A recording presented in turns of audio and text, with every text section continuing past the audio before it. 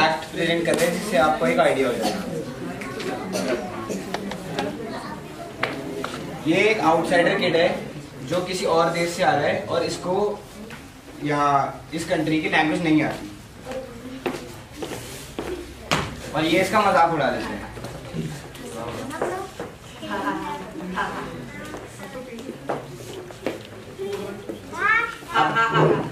अब देव हमें एक्सप्लेन करेगा कि टॉपिक क्या है। आज का विषय है कि हमारे स्कूल में एक छात्र आया है और वो दूसरे देश से आया है। उसकी भाषा हमें समझ नहीं आ रही थी, इसलिए हमने उसके ऊपर मजाक उड़ाया और इसका समस्या हम क्या करें?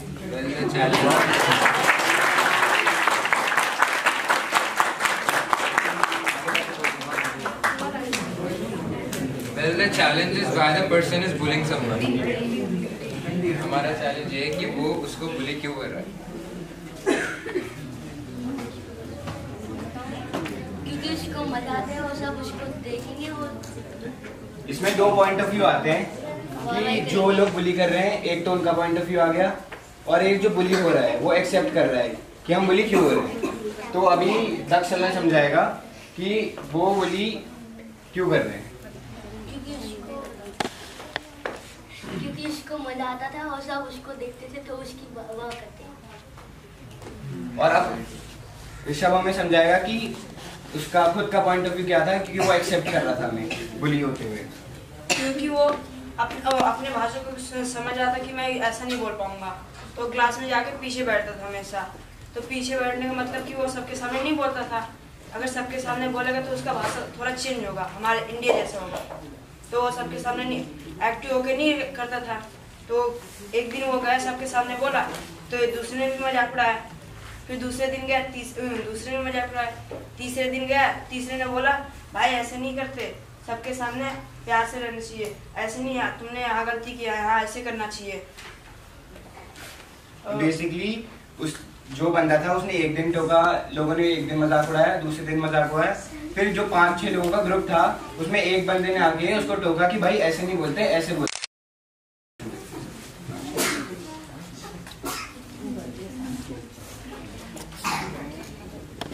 बुलिंग का सोल्यूशन है कि जो इंसान बुली हो रहा है उसे हमें जो इंसान बुली कर रहा है हमें उसे कोई दूसरी एक्टिविटीज में इन्वॉल्व करना चाहिए, क्योंकि अब उसका पूरा ध्यान किसी का मजाक बनाने में है। अगर हम उसे किसी और एक्टिविटी में इन्वॉल्व कर देंगे तो उसका दूसरा ध्यान कहीं और जाएगा और उसकी हॉबी बन सकती है। और हम उसे लोगों के सामने परफॉर्म करा के उसका कॉन्फिडेंस भी बिल्ड कर सकते हैं। और जो उसका ट्रिगरिंग पॉइंट है हमें वो पता लगाना चाहिए और उस पर वर्क करना चाहिए। माइंडसेट के लिए हमारे घर में जैसा एनवायरनमेंट है उसको थोड़ा इम्प्रूव करना चाहिए, क्योंकि हम अगर घर में ही मजाक उड़ा रहे हैं एक दूसरे का और फिर हम वो सेम स्कूल में आके कर रहे हैं, जिससे दूसरों की जो दूसरे बच्चे हैं उनकी मेंटल हेल्थ थोड़ी वीक हो जाती है। Thank you. दिल्ली में एक पीरागढ़ी डिस्ट्रिक्ट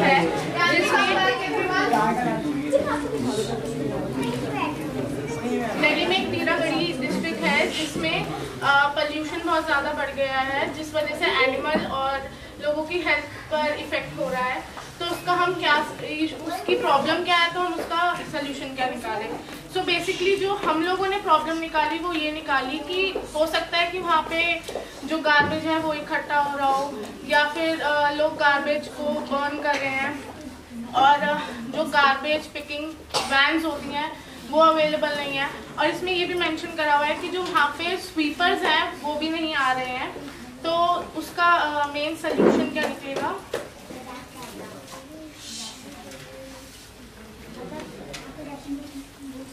तो इसका सोल्यूशन जैसे कि हमने देखा इशू में मेंशन है कि वहाँ पर कूड़े को साफ करने का कोई नहीं आता।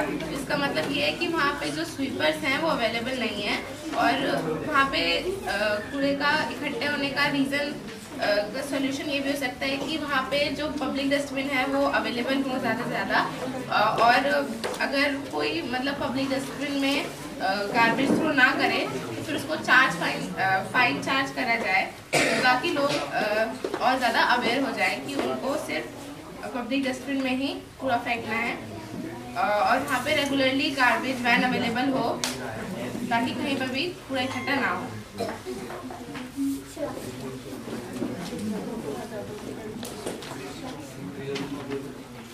सो बेसिकली जो हमारा इसमें चैलेंज था वो ये था कि हम लोगों को अवेयर कैसे करें कि आपको ये चीज़ नहीं करनी है क्योंकि लोगों की हेल्थ पर इफेक्ट हो रहा है। और जो बेसिकली ये भी था कि जो वहाँ का डीएम है, डिस्ट्रिक्ट मैनेजरियल, वो उसको ये बताएं कि हमारी डिस्ट्रिक्ट में ये प्रॉब्लम हो रही है, तो आप इस पर कुछ सॉल्यूशन ठीक। आपको क्या लगता है कि ये जो समस्या है ये सभी लड़कियों के साथ है, चाहे वो रूरल बैकग्राउंड के हो या अर्बन बैकग्राउंड के हो, या कुछ स्पेसिफिक कैटेगरी ऑफ लड़कियों के साथ है? सबके साथ हो सकती है। सोसाइटी क्या सोचेगी। और सर जैसे कि आजकल हम देखते हैं कि पेरेंट्स ज़्यादा पुरानी सोच रखते हैं कि लड़कियां घर में ही काम करती हैं, उनकी जो मेन जगह है वो रसोई है। लेकिन कुछ परिवार में लड़कियों को बाहर जाके काम करने दिया जा सकता है। तो मेजॉरिटी हो सकती है कि हाँ हम लड़कियों को बाहर भेज रहे हैं, लेकिन कुछ कह रहे हैं कि हम लड़कियों को बाहर नहीं भेजेंगे, सिर्फ घर में काम करवाएंगे। तो बेसिकली दोनों परिवार एक साथ लेके चलेंगे। और अगर कुछ ऐसे लड़के हैं जो विलिंगली नहीं बाहर जाना चाहती हैं, इसको कैसे देखेंगे? सर कुछ लड़कियों की जैसे होता है कि हमें शादी करके घर बसाना है, हमें कोई पढ़ाई नहीं करनी है, उनके लिए पढ़ाई की इम्पोर्टेंस नहीं है। तो हमें उन्हें ये बताना चाहिए कि जितनी तुम्हारी लाइफ में इम्पोर्टेंट है उसमें इम्पोर्टेंट सबसे ज़्यादा एजुकेशन है।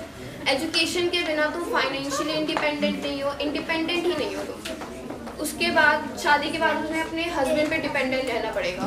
उनके अगर हस्बैंड की डेथ हो जाती है तो वो कुछ भी नहीं कर पाएंगे। इसलिए एजुकेशन बहुत इम्पोर्टेंट है, so that you can become independent women. Very good.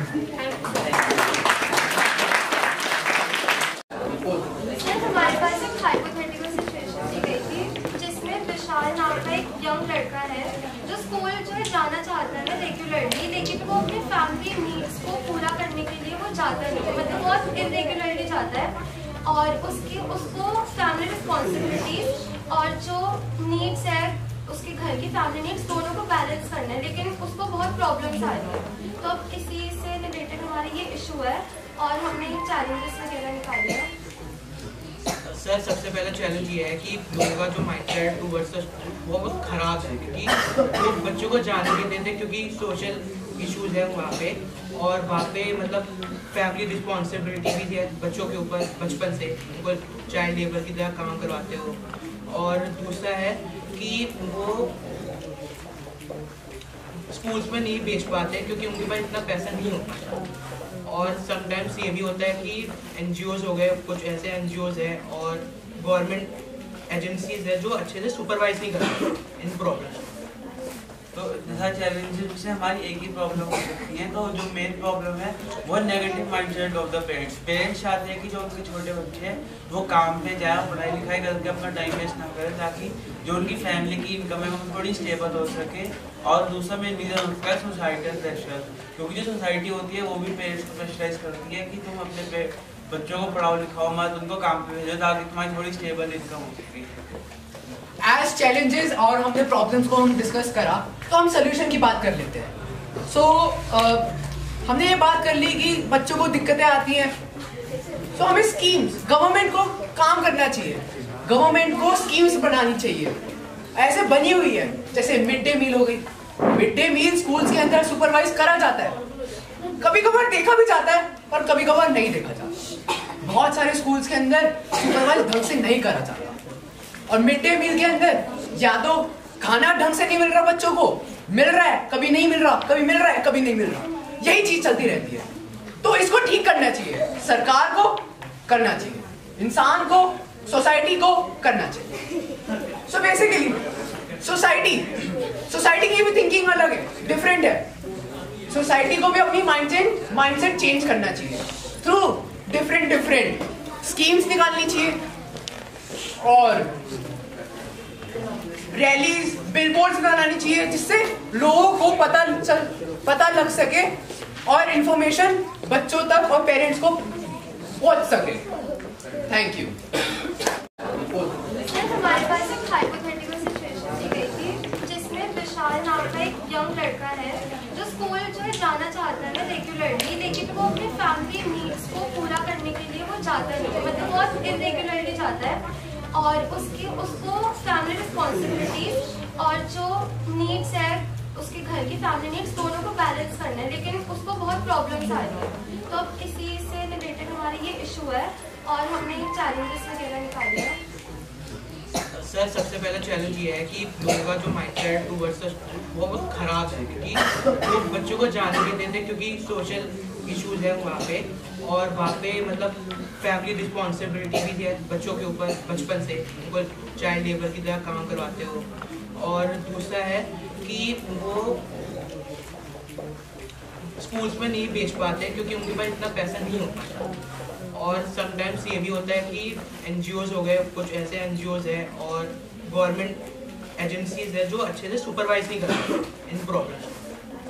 तो जैसा चैलेंजेस से हमारी एक ही प्रॉब्लम हो सकती है, तो जो मेन प्रॉब्लम है वो negative mindset of the parents चाहते हैं कि जो उनके छोटे बच्चे हैं वो काम पे जाए, पढ़ाई लिखाई करके अपना टाइम वेस्ट ना करें, ताकि जो उनकी फैमिली की इनकम है वो थोड़ी स्टेबल हो सके। और दूसरा मेन रीज़न उसका है सोसाइटल प्रेशर, क्योंकि जो सोसाइटी होती है वो भी पेरेंट्स को प्रेशराइज करती है कि तुम अपने बच्चों को पढ़ाओ लिखाओ मत, उनको काम पे भेजो ताकि तुम्हारी थोड़ी स्टेबल इनकम हो सके। एज चैलेंजेस और हमने प्रॉब्लम्स को हम डिस्कस करा, तो हम सोल्यूशन की बात कर लेते हैं। सो हमने ये बात कर ली कि बच्चों को दिक्कतें आती हैं, तो हमें स्कीम्स, गवर्नमेंट को काम करना चाहिए, गवर्नमेंट को स्कीम्स बनानी चाहिए। ऐसे बनी हुई है जैसे मिड डे मील हो गई, मिड डे मील स्कूल्स के अंदर सुपरवाइज करा जाता है, कभी कभार देखा भी जाता है पर कभी कभार नहीं देखा जाता। बहुत सारे स्कूल्स के अंदर सुपरवाइज ढंग से नहीं करा जाता, और मिड डे मील के अंदर या तो खाना ढंग से नहीं मिल रहा बच्चों को, मिल रहा है कभी नहीं मिल रहा, कभी मिल रहा है कभी नहीं मिल रहा, यही चीज चलती रहती है। तो इसको ठीक करना चाहिए, सरकार को करना चाहिए, इंसान को, सोसाइटी को करना चाहिए। सो बेसिकली सोसाइटी की भी थिंकिंग अलग है, डिफरेंट है। सोसाइटी को भी अपनी माइंडसेट चेंज करना चाहिए थ्रू डिफरेंट स्कीम्स निकालनी चाहिए और रैलीज, बिलबोर्ड्स बनानी चाहिए जिससे लोगों को पता लग सके और इंफॉर्मेशन बच्चों तक और पेरेंट्स को पहुंच सके। Thank you. वही चीज का जो कॉमन चैलेंज वाला है, एक सिनेरियो आपने बोला कि जहाँ बच्चों को काम करना पड़ता है क्योंकि फैमिली इनकम उतनी नहीं है कि उन बच्चों की पढ़ाई को सपोर्ट करे, और एक तबके के बच्चे वो भी हैं जिनको पेरेंट्स सपोर्ट कर रहे हैं और उनको काम करने की जरूरत नहीं है। तो इन दोनों सिनेरियोज में क्या कोई कॉमन चीज आपको दिख रहा है या नहीं दिख रहा है? आप कैसे इन दोनों सिचुएशंस को आप आप देख रहे हो? आपका पर्सपेक्टिव क्या है इन दोनों सिचुएशंस को देखने का? ये माइंडसेट, स्टूडेंट्स के माइंडसेट और पेरेंट्स के माइंडसेट की बात है कि कैसे बच्चों को वो देख पा रहे हैं। और सर आई गेस जो गवर्नमेंट होती है स्कीम्स तो मिड डे मील्स वगैरह वो बनाती रहती है। अब गवर्नमेंट और मिड डे मील्स की बात नहीं सर, मैं कुछ और बोल रही हूँ, बट गवर्नमेंट को ऐसा भी कुछ करना चाहिए ताकि पेरेंट्स को, उनके जो पेरेंट्स होते हैं उनको जॉब्स वगैरह मिले ताकि उनकी फैमिली इनकम भी बनी रहे। और जैसे आप समझे नहीं, मैं कह रहा हूँ कि समाज में ऐसे बच्चे हैं जिनको काम करने की जरूरत पड़ती है क्योंकि उनके माँ बाप की इनकम ज्यादा नहीं है। समाज में ऐसे बच्चे भी हैं जिनको काम करने की जरूरत नहीं होती है क्योंकि उनके माँ बाप के पास इनकम ज्यादा है। समाज में दोनों ही रहते हैं। तो अगर दोनों इस तरह के बच्चे रहते हैं तो आपका पर्सपेक्टिव क्या है इन दोनों को देखने का? आपका नजरिया क्या है? क्या इनमें कोई कॉमन चीज है कि नहीं है? कोई कॉमन चैलेंज है कि नहीं है? Common challenge sir education according to me. हाँ, थोड़ा सा एक्सप्लेन करो इसको। लाइक सर दोनों कैटेगरी, जैसे जैसे आपने बोला दोनों कैटेगरी के लोग हैं, एक ये तो दोनों ही हम चाहते हैं कि लाइक एजुकेशन जो एक मेन सपोर्ट है कि अगर एजुकेशन होगी तभी सब कुछ होगा। तो फाइनेंशियली अगर आप स्ट्रांग हो या ना हो, बट कुछ ना कुछ करके बाद जो एजुकेशन भी आ जाती है, बिकॉज एजुकेशन होगा तभी हमारी जो लाइफस्टाइल है वो थोड़ी इम्प्रूव हो पाएगी, एनहांस हो पाएगी। Very good. So you are saying that education जो है वो कॉमन फैक्टर है। Very good. उससे पहले मैं आपको उनके नाम बता देता ताकि हम लोग दूसरे से थोड़ी पहचान हो जाए। ये लक्ष्य, ये खुश है, ये लक्ष्य है, ये अमन है, ये शिवम है, ये आलोक है, बबन है, पूजा है। तो हम यहाँ पे हमारा टॉपिक शुरू करते हैं। दिल्ली में पीला गढ़ी नामक एक क्षेत्र है जहां पर कूड़ा और प्रदूषण से ग्रसित है, जिसके कारण वहां के निवासियों और जानवरों पर बुरा असर, उनके जानवरों और निवासियों के स्वास्थ्य पर बुरा असर पड़ रहा है। इसमें हमारा ये इशू है कि लोगों की हेल्थ इफेक्ट हो रही है। वहाँ पे कोई साफ सफाई नहीं करता है, इसलिए वहाँ पे गंदगी रहती है।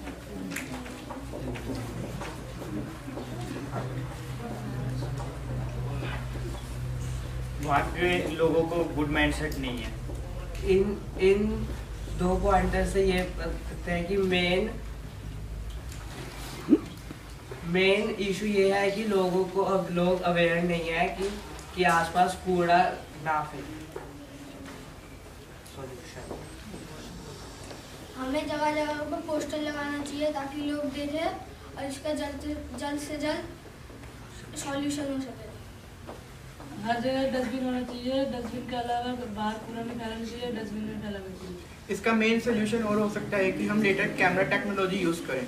ये टेक्नोलॉजी ऐसे काम करते हैं जैसे कि हम लोग एक जो कूड़ा फैला रहे हैं उसकी शक्ल देखें और जो उस पर काम कर रहे हैं वो उसको फाइन या कुछ वार्निंग दे जाते ताकि कि वो ऐसा ना करे। क्योंकि कैमरा देखकर सच बात है कि बहुत सारे लोग डर जाते हैं कैमरे के नाम से ही। क्योंकि अगर हम इसका वास्तविक एग्जाम्पल है कि जिस एरियाज में सड़क के कैमराज होते हैं वहाँ पे लोग थोड़ा ज़्यादा ध्यान से चलते हैं एज कम्पेयर टू जहाँ पे नहीं होते हैं। धन्यवाद।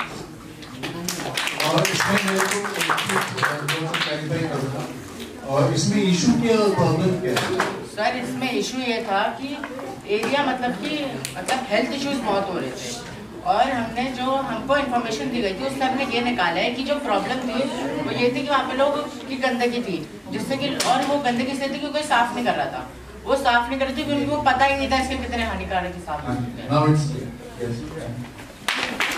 जो अपने फैमिली रिस्पॉन्सिबिलिटीज की वजह से अपने स्टडीज को आगे देख नहीं पा रहा, उसमें इशू आ रहे हैं। तो we came with the two issues. First is financial issue कि उसके पेरेंट्स उसके फाइनेंशियली उतना स्ट्रॉन्ग नहीं है कि अपने घर को चला सके, जिस वजह से उसको अपनी स्टडीज़ को माइनस करके अपने घर में वक्त देना पड़ रहा है। एंड सेकेंड इशू इसकी उसके पेरेंट्स भी उतने फिजिकली फिट नहीं है, कैपेबल नहीं है कि वो अर्न कर सके और अपने फैमिली नीड्स को फुलफिल कर सके।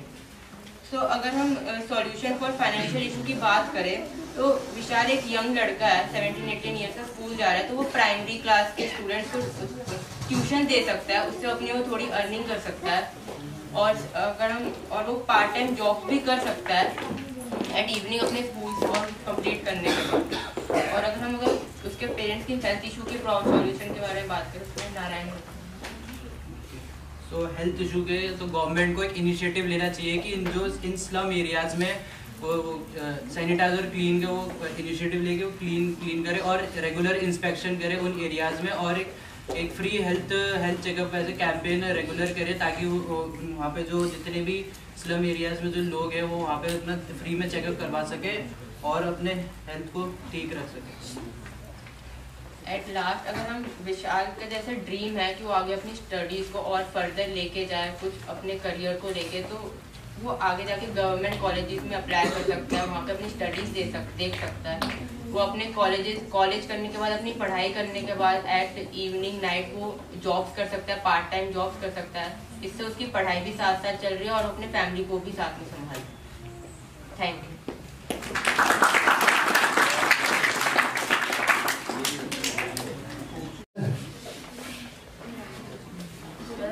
या आपके किसी दोस्त ने ऐसा फेस किया है?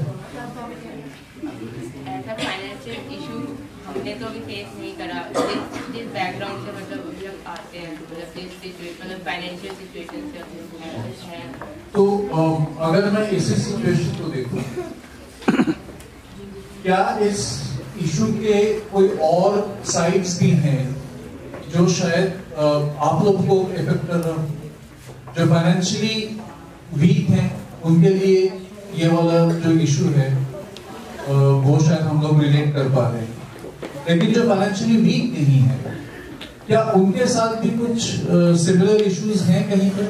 सर फाइनेंशियल इशू के अलावा यही है कि जो पेरेंट्स हैं वो कैपेबल नहीं है, कोई किसी को कोई बीमारी है या कुछ है जिससे वो अर्न नहीं कर पा रहा। हो सकता है जो फाइनेंशियली स्ट्रांग है उनके घर में भी ऐसा हो, तो उस वजह से जो स्टूडेंट है या जो भी यंग लड़का है उसको और मतलब पढ़ाई को छोड़ के अपने घर को देख उसके रिस्पॉन्सिबिलिटीज की वजह से भी करना पड़ता है। तो इसमें फाइनेंशियल के अलावा एक हेल्थ वाला इशू भी आ सकता है, पेरेंट्स कैपेबल नहीं है।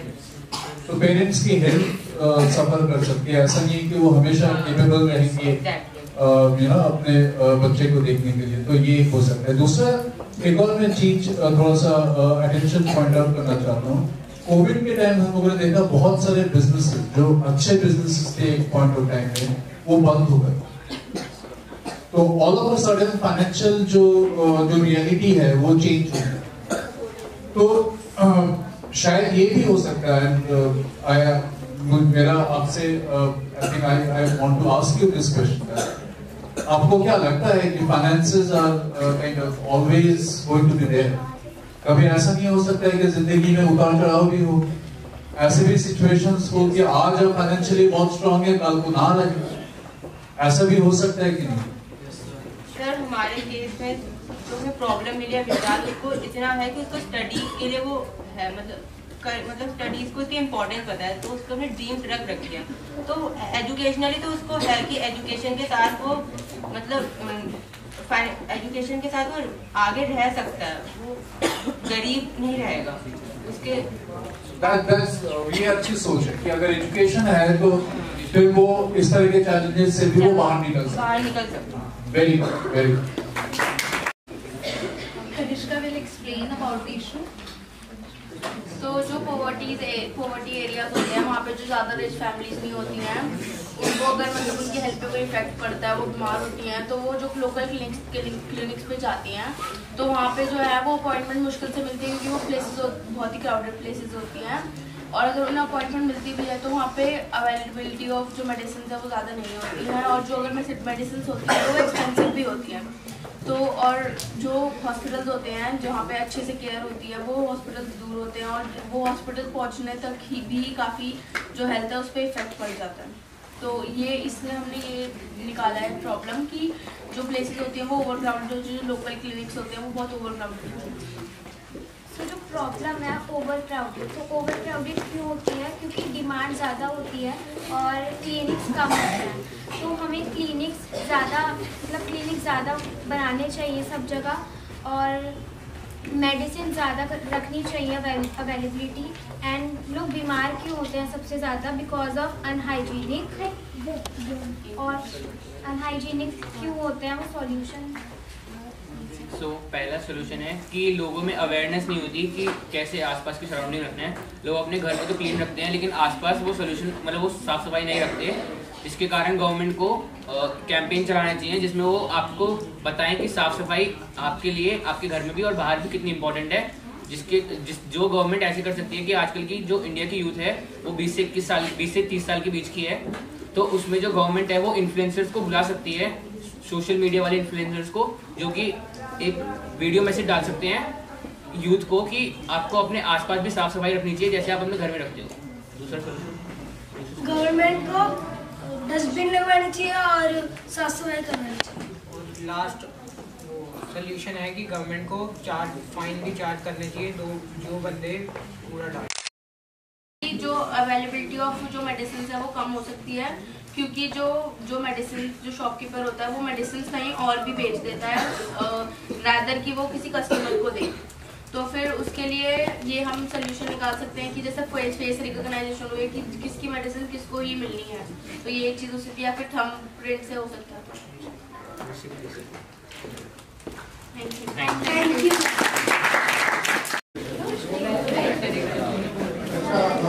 सभी ग्रुप्स का जो प्रेजेंटेशन था वो काफी अच्छा रहा। जो अपनी बात आज जो भी 2 घंटे हम लोगों ने बिताया उसमें कैसा एक्सपीरियंस रहा, कोई 2-3 लोग जो पहले हाथ उठाएंगे वही बोलेंगे। आज का एक्सपीरियंस आपको कैसा रहा, कैसा लगा, क्या महसूस किया आपने? कोई भी 2 लोग आज के बारे में कहना चाहिए।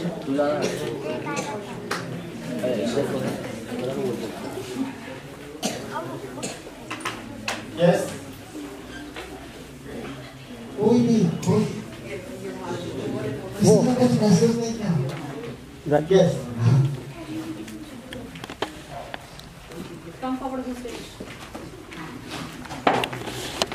और यहाँ पे जो हमारे ग्रुप में बच्चे थे वो बहुत एक्सट्रोवर्ट थे और उनसे बात करके बहुत और उनके बारे में और जान के भी बहुत सेम है कि यहाँ पर मतलब बाकी सबसे इंटरेक्ट कर पाए अच्छे से। एंड हाँ, टीम के मेंबर जो थे वो बहुत ज़्यादा एक्सट्रोवर्ट थे, काफ़ी चीज़ें जान पाए एक दूसरे के बारे में। जैसे कि मैं यहाँ पहली बार आया तो मेरे को बहुत कुछ जानने को मिला कि हम लोग बहुत अच्छे बैकग्राउंड से आते हैं, और मैंने जैसे कि जो मेरे ग्रुप में जो बच्चे थे उनके साथ मैंने इंटरेक्ट किया तो उन्होंने जो बताया कि वो अपनी जैसे प्रॉब्लम्स है उनकी घर की, उनकी वजह से वो प्रॉपर स्टडीज नहीं पूरी कर पाते हैं। तो ये जानने को मिला कि हम लोग बहुत अच्छी लाइफ जी रहे हैं, और जो हम जिस लाइफ को हमें एंजॉय करना चाहिए अच्छी तरीके से। सबको अपनी अपनी प्रॉब्लम्स होती हैं, but we should fight with them and have a good life. यहाँ आके हमें ये पता चला यहाँ आके हमें ये पता चला कि नए नए पर्सपेक्टिव क्या होते हैं लाइफ जीने के, और जो हमारे साथ बच्चे थे उनका पर्सपेक्टिव पता चला कि वो कैसे सोचते हैं, उनके आइडियाज़ क्या हैं। और वो पहले शाय थे, फिर हमने उनको एक्सट्रोवर्ट बनाया और अब वो खुल के बात करते हैं।